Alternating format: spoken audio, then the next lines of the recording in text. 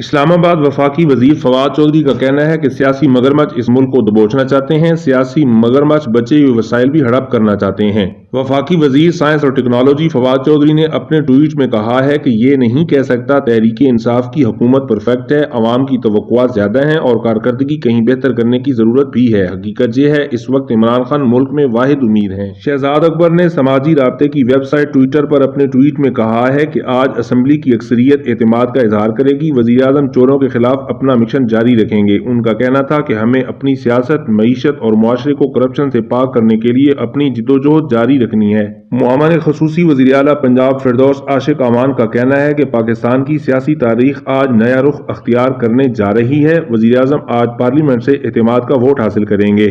معاون خصوصی وزیر اعلیٰ پنجاب اطلاعات نے کہا کہ کرپشن کے ریکارڈ ہولڈر اقتدار سے الگ ہونے کا سوچ بھی نہیں سکتے۔ وزیر اعظم آج اعتماد کا ووٹ حاصل کرنے میں کامیاب ہوں گے۔ عمران خان اسلامی جمہوریہ پاکستان کے وزیر اعظم برقرار رہیں گے۔